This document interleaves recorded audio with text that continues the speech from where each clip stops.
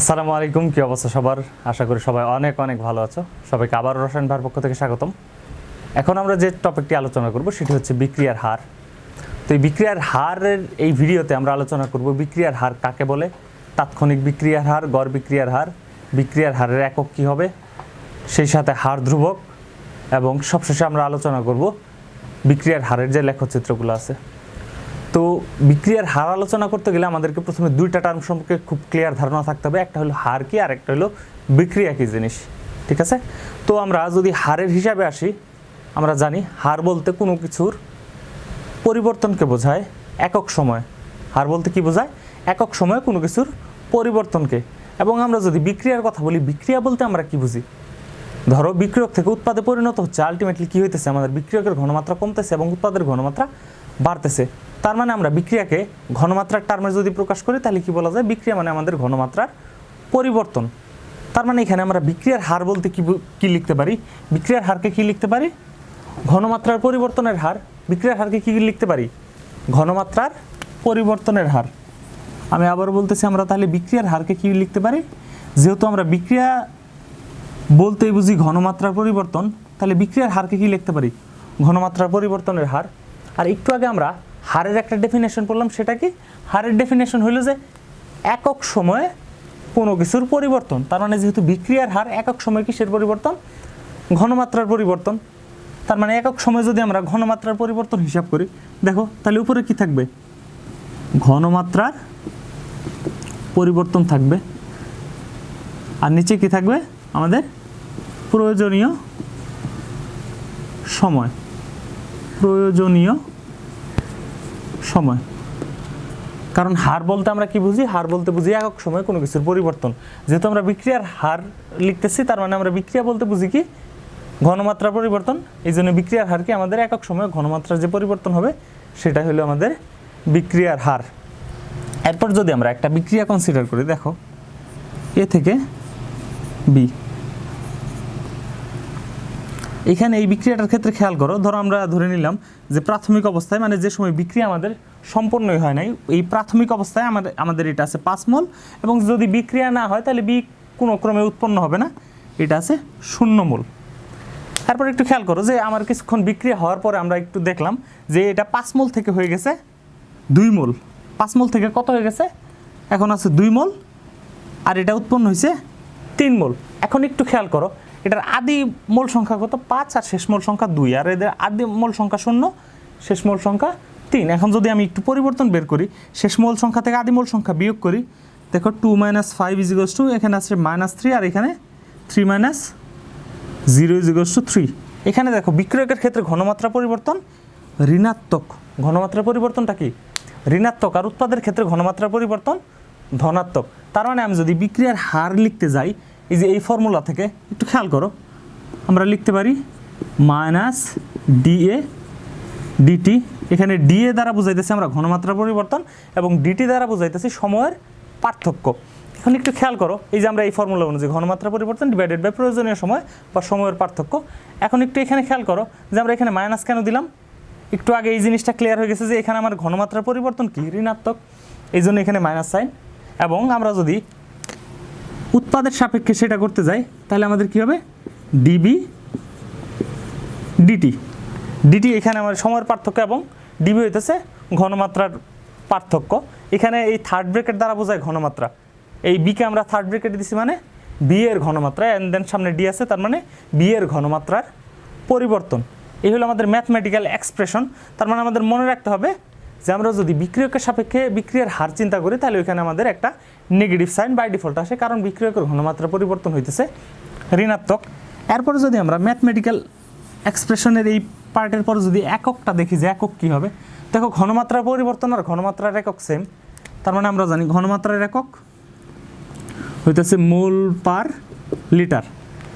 আর প্রয়োজনীয় সময় যদি আমরা সেকেন্ডে ধরি, তাহলে এখানে সময়ের একক সেকেন্ড। তার মানে কি হইতেছে? মোল পার লিটার পার সেকেন্ড। এটা হইতেছে আমাদের বিক্রিয়ার হারের একক। এখন পুনরায় যদি আমরা ম্যাথমেটিক্যাল এক্সপ্রেশনে আরেকটু ফিরে যাই, আমরা একটা কোশ্চেন দেখবো যেটা ঢাকা বিশ্ববিদ্যালয়ে ছিল গত 2 বছর আগে।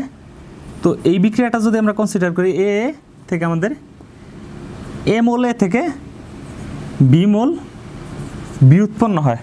এখানে আমাদের বলছে যে বিক্রিয়ার হারটা আসলে কি হবে। তো বেশ কয়েকটা এক্সপ্রেশন দেওয়া ছিল, আমরা যদি এখানে আমাদের জানা মতো এক্সপ্রেশনগুলো লিখতে চাই তাহলে কী হবে, মাইনাস 1/a dA dt, এটা হচ্ছে আমাদের একটা বিক্রিয়ার হার। আবার এটা হবে 1/b dB, মানে বি এর ঘনমাত্রা পরিবর্তন dt। এখন অনেকের মনে কোশ্চেন আসতে পারে সামনে, আমরা এই যে এ দিয়ে কেন ভাগ করলাম। এ দিয়ে ভাগ করার কারণ হলো, দেখো এখানে এটার যে মোল সংখ্যা, এটার এই মোল সংখ্যা অনুযায়ী এ পরিবর্তিত হবে, আর এটার মোল সংখ্যা অনুযায়ী এ পরিবর্তিত হবে। আমরা যদি মোল সংখ্যা দিয়ে ভাগ না করি, এক এক সময় বিক্রিয়ার হারের মানে এক এক আসবে। যদি আমরা এই জিনিসটাকে আর একটু ডিটেলসে এক্সপ্লেন করতে যাই, একটু খেয়াল করো, N2 + 3H2, এই বিক্রিয়াটা থেকে খুব ভালোভাবে বুঝতে পারবা, 2NH3। এখন দেখো, যে সময় আমার নাইট্রোজেনের ঘনমাত্রা পরিবর্তন হয় 1 মোল, মানে নাইট্রোজেন 1 মোল খরচ হলে আমার হাইড্রোজেন কত মোল লাগে, হাইড্রোজেন লাগে 3 মোল। তার মানে নাইট্রোজেনের ঘনমাত্রা পরিবর্তন যে জায়গায় 1 মোল, এখানে হাইড্রোজেনের ঘনমাত্রা পরিবর্তন কত, তার 3 গুণ। তার মানে এটা দিয়ে এই দুটার বিক্রিয়ার তো প্রয়োজনীয় সময় একটাই, ধরো বিক্রিয়া হয়েছে 1 মিনিট যাবত, তার মানে এর প্রয়োজনীয় সময় 1 মিনিট, এর প্রয়োজনীয় সময় 1 মিনিট, কিন্তু এর যা ঘনমাত্রা পরিবর্তন, এর ঘনমাত্রা পরিবর্তন কি তার 3 গুণ। যেহেতু এর ঘনমাত্রা পরিবর্তন 3 গুণ, তার মানে এটা দিয়ে যে বিক্রিয়ার হার পাবা তুমি, এটা দিয়ে যদি এই মোল সংখ্যা দিয়ে ভাগ না করো, এই 3 দিয়ে যদি ভাগ না করো, তাহলে বিক্রিয়ার হার হবে তার 3 গুণ। তার মানে এখানে তুমি যদি 3 দিয়ে ভাগ করে দাও, তার মানে এটা দিয়ে যে বিক্রিয়ার হার পাবা, এটা দিয়ে বিক্রিয়ার হার সেম হবে। এই জন্য আমাদের সামনে যে মোল সংখ্যা থাকে বা আমার এই বিক্রিয়ক আর উৎপাদের যে সহগগুলো থাকে, এই সহগগুলো দিয়ে কী করতে হয়, ভাগ করে দিতে হয়। এবং কোশ্চেনে, ঢাকা বিশ্ববিদ্যালয়ের কোশ্চেনে অপশন ছিল এটা হবে সেই অ্যান্সার, যে বিক্রিয়ার হার আসলে এই সমীকরণের জন্য কোনটা হবে। তো এবার যদি আমরা আসি হার ধ্রুবকে, কোন ধ্রুবক, হার ধ্রুবক। এই হার ধ্রুবকটা বোঝার আগে আমাদেরকে একটু ভরক্রিয়ার সূত্র সম্পর্কে জানতে হবে। কোন সূত্র, ভরক্রিয়ার সূত্র। ভরক্রিয়ার সূত্র হইল যে আমাদের বিক্রিয়ার her is proportional two বিক্রিয়কের molar ঘনমাত্রা। বিক্রিয়ার হার বিক্রিয়কের মোলার ঘনমাত্রার সমানুপাতিক। কার সমানুপাতিক, বিক্রিয়কের মোলার ঘনমাত্রা।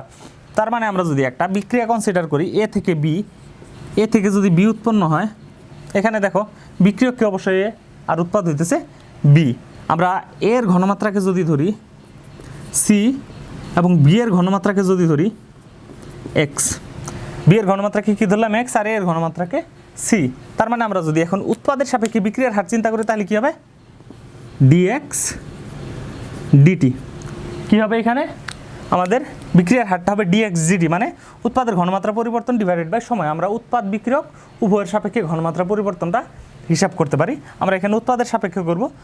তো D X DT is proportional to, আমরা এই ফর্মুলা অনুযায়ী যদি আসি, বিক্রিয়ার হার তার মানে কি ডিএক্স ডিটি, এটা কিসের সমানুপাতিক, বিক্রিয়কের মোলার ঘনমাত্রার সমানুপাতিক।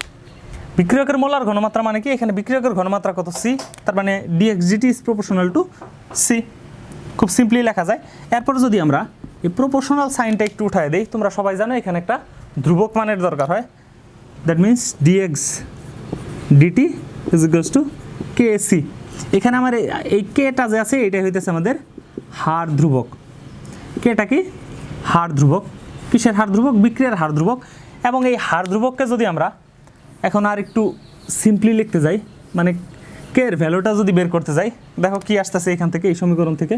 সমীকরণটার উপর আর একটু লিখে নেই, dx DT is equals to K C.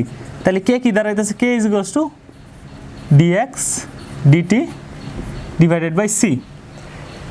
এখানে দেখো k is equals to dx dt কোন সময় হবে, যে সময় সি এর মান 1।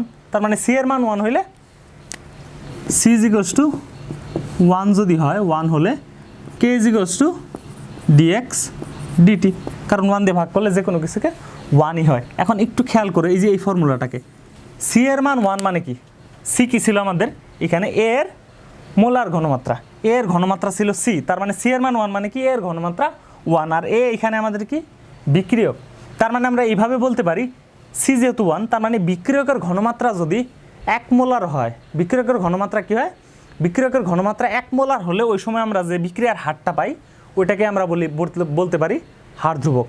আমি আবারও বলতেছি, দেখো এটা কি আমাদের বিক্রিয়ার হার, আর এখানে আমাদের কন্ডিশন কি, বিক্রিয়কের ঘনমাত্রা 1 মোলার। তার মানে বিক্রিয়কের ঘনমাত্রা যদি আমরা 1 মোলার ধরি আর ওই সময় যে আমরা বিক্রিয়ার হারটা পাই ওই হারটাকে আমরা কি বলবো, বিক্রিয়ার হার ধ্রুবক। এবং এরপরে এই হার ধ্রুবকের পরে যদি আমরা লেখচিত্রে আসি, এই লেখচিত্রে আরও একটা ভালো জিনিস দেখানো যাবে, সেটা হইতেছে আমাদের তাৎক্ষণিক বিক্রিয়ার হার। আমরা এতক্ষণ যে বিক্রিয়ার হার নিয়ে পড়াশোনা করলাম, যে প্রয়োজনীয় ঘনমাত্রার পরিবর্তন ডিভাইডেড বাই প্রয়োজনীয় সময়, সেটা ছিল আমাদের গড় বিক্রিয়ার হার। সেটা কি ছিল, গড় বিক্রিয়ার হার। আমরা এখন গ্রাফ দেখব, সেই সাথে তাৎক্ষণিক বিক্রিয়ার হারটাও দেখব। তো আমরা যদি গ্রাফ আঁকি, প্রথমে আমরা জানি যে গ্রাফ আঁকার সময় সবাইকে মনে রাখতে হবে যে আমরা এক্স অক্ষ বরাবর সবসময় স্বাধীন চলক দিব। এক্স অক্ষ বরাবর কোন চলক, স্বাধীন চলক, এবং ওয়াই অক্ষ বরাবর দিব আমরা অধীন চলক। তো আমরা এইদিকে যদি দেই ঘনমাত্রা, ঘনমাত্রা আর এইদিকে দিলাম সময়, ঠিক আছে, এক্স অক্ষ বরাবর সময় দিলাম কারণ সময় এখানে স্বাধীন চলক, আর এদিকে ঘনমাত্রা। তো আমরা গ্রাফটা পাবো মূলত এরকম একটা, এরকম আরেকটা, ঠিক আছে। আমরা দুইটা গ্রাফ পাবো,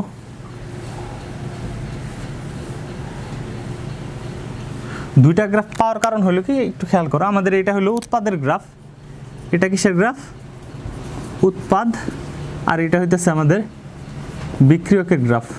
এখন উৎপাদের গ্রাফ আর বিক্রিয়কের গ্রাফ কোনটা আমরা কিভাবে বুঝবো, আমরা জানি বিক্রিয়া শুরুর আগে আমাদের দেখো যে সময় t = 0, সময় যে সময় শূন্য, তার মানে ওখানে কোনো প্রকার বিক্রিয়া হয় না। সময় শূন্য হইলে আমাদের দেখো এই যে উৎপাদের ঘনমাত্রা যদি আমরা বলি, উৎপাদের ঘনমাত্রা কত, শূন্য, কারণ আমরা জানি বিক্রিয়ার আগে উৎপাদের কোনো প্রকার ঘনমাত্রা থাকে না, উৎপাদের কোনো প্রকার অস্তিত্বই থাকে না। তার মানে t = 0 যে সময়, ওই সময় আমাদের উৎপাদ কত, 0। কিন্তু বিক্রিয়ার আগে আমাদের বিক্রিয়কের ঘনমাত্রা কি, সর্বোচ্চ। তার মানে বিক্রিয়কের ঘনমাত্রা এই যে সময় শূন্য, ওই সময় বিক্রিয়কের ঘনমাত্রা সর্বোচ্চ এবং উৎপাদের ঘনমাত্রা সর্বনিম্ন। এবং যে সময় বিক্রিয়া হওয়া শুরু করছে, সময় আস্তে আস্তে আগাইতেছে, সময় আস্তে আস্তে আগাইতেছে, অ্যান্ড দেন বিক্রিয়া হইতে হইতে আমাদের কি হইতেছে, উৎপাদের ঘনমাত্রা আস্তে আস্তে বাড়তেছে আর বিক্রিয়কের ঘনমাত্রা আস্তে আস্তে কমতেছে। কারণ আমরা জানি বিক্রিয়া হওয়া মানে বিক্রিয়কের ঘনমাত্রার, বিক্রিয়ক এবং উৎপাদের ঘনমাত্রা পরিবর্তন, আর এই ক্ষেত্রে বিক্রিয়কের ঘনমাত্রা পরিবর্তনটা হয় ঋণাত্মক এবং উৎপাদের ঘনমাত্রা পরিবর্তনটা হয় ধনাত্মক।